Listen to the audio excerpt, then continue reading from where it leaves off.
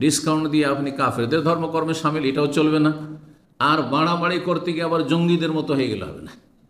নিজে আইন কানুন হাতে নিয়ে, নিজে অস্ত্র হাতে নিয়ে আর প্রশাসনকে মানি নেয়, সরকারকে মানি নেয়, তারা নাস্তিক, তো তারা কাফের। বাড়াবাড়ি ছাড়াছাড়ি ইসলামে কোনো সুযোগ নাই। যারাই বাড়াবাড়ি করেছে জাহান্নামের পথে গেছে, যারাই ছাড়াছাড়ি করেছে তারা জাহান্নামের পথে গেছে। জি, ফতোয়ার ক্ষেত্রে ওই রকমই, বক্তব্যের ক্ষেত্রে ওই রকমই, মাসলা মাসাইল বলার ক্ষেত্রে। মানুষ হারাম খেলে দোয়া কবুল হয় না, এটা হচ্ছে মধ্যম পন্থা।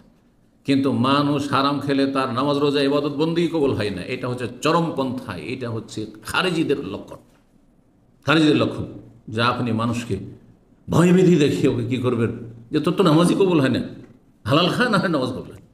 অনেকে হারামের সঙ্গে আছে, তাহলে বিড়ি শের কাছে নামাজ কবুল হয় না, তাহলে তাই না?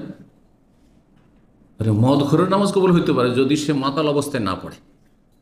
মদ খেয়েছে আর তারপরে সুস্থ মস্তিষ্কে যখন নামাজ পড়েছে তখন আপন হুঁশ জ্ঞানে আছে, তো তার নামাজ কবুল হচ্ছে। নামাজের নেকি এক পাল্লাতে হচ্ছে, আর মদ খাওয়ার গুনাহ আর এক পাল্লাতে হচ্ছে।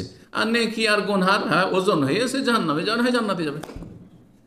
নেকি বেড়ে গেলে জান্নাতে যাবে, আর যদি গুনাহ বেড়ে যায় তো জাহান্নামে যাবে। আর চলতে চলতে শত শত বছর, হাজার হাজার বছর, লক্ষ লক্ষ বছরও চলতে হইতে পারে। আর তারপরে যদি তৌহিদ ঠিক থাকে, শর্ত তৌহিদ ঠিক থাকে, বড় শিরক মুক্ত থাকে, দুর্গা পূজা থেকে মুক্ত থাকে, তাহলে জান্নাত একদিন পাবে। ফাসিক পাপিষ্ঠ মুসলিম জান্নাত পাবে যদি তার ইসলাম ঠিক থাকে। আমাদের দেশে ইসলাম নাই, কোরআন সুন্নাহর আলোকে ইসলাম। দোয়া কবুল হবে যদি তাহাজ্জুদ পড়েন। জাবের রাদিয়াল্লাহু তাআলা বর্ণনা করে সহিহ মুসলিমের 1260 নম্বর হাদিস। তিনি বলছেন, সামিআতুন নবী সাল্লাল্লাহু আলাইহি ওয়াসাল্লাম ইয়াকুল, আমি নবী সাল্লাল্লাহু আলাইহি ওয়াসাল্লাম বলতে শুনেছি, ইন্না ফিল লাইলি লাসাআতান, নিঃসন্দেহে রাতে একটা সময় আছে, একটা সময়কাল আছে, লা ইউআফিকুহা রাজুলুন মুসলিম, যে কোনো মুসলিম ব্যক্তি, তাহলে দোয়া কবুলের জন্য মুসলিম ব্যক্তি। একমাত্র কাফেরের কোন দোয়া কবুল হয়? যদি মজলুম হয়। কাফেরেরও দোয়া কবুল হয় যে তার জুলম হয়। একজন কাফেরকে কি করছে, কাফের জমি বেইমানি করে একজন মুসলিম, সেই কাফের যদি সেই মুসলিম বেইমানের বিরুদ্ধে বদ্দোয়া করে, আল্লাহ এ আমার জমিটা বেইমানি করলো, টাকাটা আমার ধার নিয়ে দিল না বেইমানি করলো, অথবা আমাকে মারলো অন্যায়ভাবে, আমাকে এখন করলো, বা আমাকে এই করলো সেই করলো, সুতরাং এর বিচার তুমি করো, দুনিয়াতে তোমার এ বিচার চাই আল্লাহ। যদি কথা কাফেরও বলে তো কাফের দোয়া কবুল হবে। কাফের দোয়া কবুল হওয়ার দলিল জানা আছে।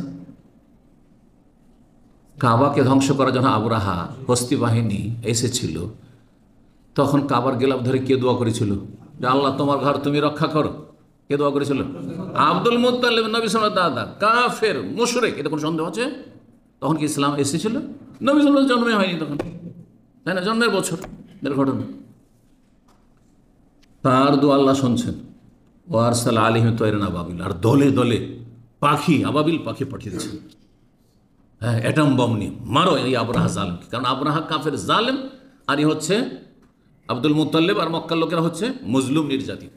সাবধান, কোনো অমুসলিম রসুল অত্যাচার করবেন না, এখানে কিন্তু আপনি ফেসে যাবেন অমুসলিম হলে। তো মুসলিম মানে আপনার 7 খুন মাফ এটা নয়, যেখানে মাফের জায়গা আছে সেখানে মাফ হবে, যেখানে সেখানে ক্ষমা হবে না। কোন মুসলিম ব্যক্তি যদি আল্লাহর কাছে ওই রাতের ওই মুহূর্তে দোয়া করে, ইয়াসআলুল্লাহ খাইরাম মিন আমরি দুনিয়া ওয়াল আখিরাত, দুনিয়া হোক আর আখিরাত হোক, ইহকাল হোক পরকাল হোক, যদি কোনো কল্যাণ চান আপনি, দুনিয়ার কল্যাণ, আল্লাহ আমাকে সুস্থ করে দাও, আমি অসুস্থ, আমার ছেলে মেয়ে অসুস্থ, আল্লাহ ভালো করে দাও, আমার স্ত্রী অসুস্থ, আমার স্বামী অসুস্থ, আল্লাহ ভালো করে দাও, আমার বাবা মা অসুস্থ, আল্লাহ তুমি ভালো করে দাও, আল্লাহ আমার অভাব আছে চাকরি নেই, আল্লাহ চাকরির ব্যবস্থা করে দাও।